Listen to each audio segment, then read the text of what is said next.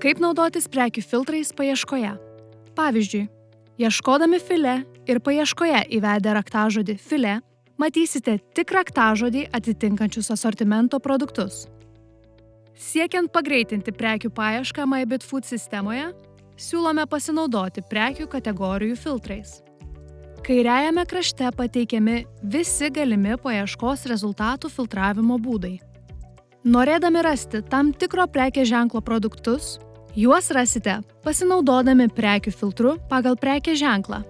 Pavyzdžiui, prekės ženklas Arena Montana. Paieška išfiltruos tik šios prekės ženklo produktus.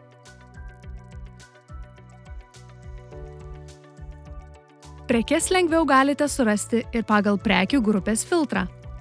Pasirinkite Peržiūrėti visus. Tuomet iš visų esamų prekių grupių pasirinkite jus dominančią, pavyzdžiui, sūdytą lašišą. Kaip matote, paieškos rezultatai rodo tik pasirinktą prekių grupę atitinkančius produktus. Norėdami išvalyti filtrą, spauskite Išvalyti. Tokiu būdu grįšite prie pradinių paieškos rezultatų pagal įvestą raktažodį. Paieškos rezultatai vėl rodys tik raktažodį atitinkančias asortimento prekes, tačiau pasinaudodami kitais filtrais, tarp jų galėsite rasti tiek naujas, tiek akcijuojamas asortimento prekes.